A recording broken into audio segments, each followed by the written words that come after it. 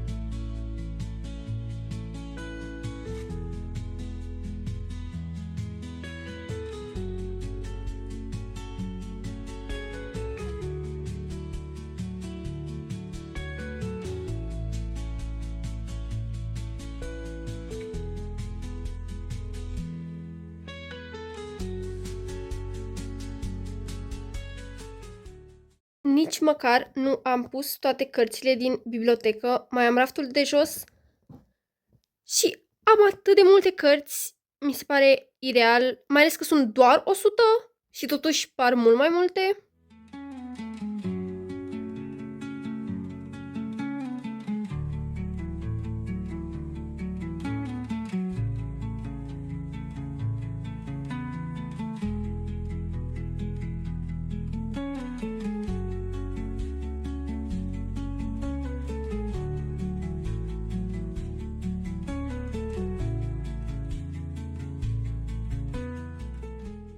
Acestea sunt toate cărțile pe care le am scoase din bibliotecă.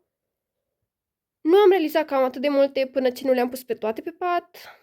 Acum că am luat toate cărțile din bibliotecă, este timpul să iau rafturile și să le întorc.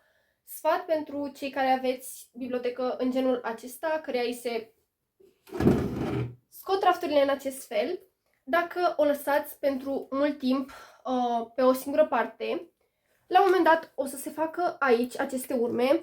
La mine nu se văd atât de rău pentru că am grijă să le întorc odată la câteva luni. Adică în loc să o las mereu pe aceeași parte, o întorc așa și o pun la loc.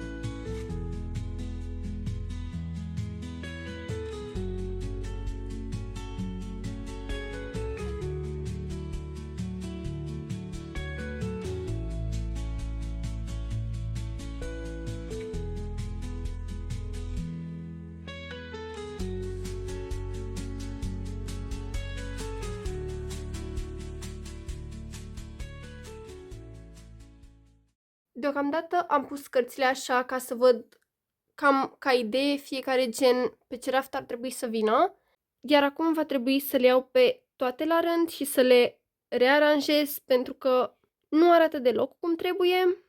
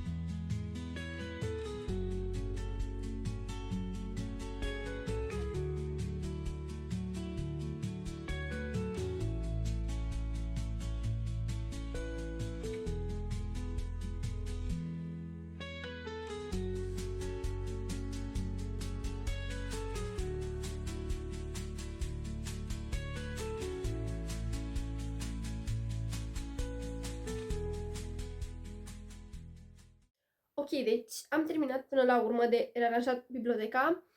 Nu contează câte ore și câte doze de nervi a fost nevoie ca să o finalizez până la urmă. Important este rezultatul final, adică... Pe raftul cel mai de sus am cărți inspirate din mitologia greacă și 2 cărți fantasy, iar următorul raft este pentru Sarah J. Maas. Raftul de sus este pentru science fiction, iar cel de jos este pentru thriller, romance și ficțiune contemporană. Încă 2 rafturi cu fantasy pentru că este genul meu preferat, iar aici am toate cărțile pe care vreau să le vând. Acesta a fost videoclipul, sper că v-a plăcut. Dacă da, aștept un like și dacă nu sunteți abonați, poate vă abonați.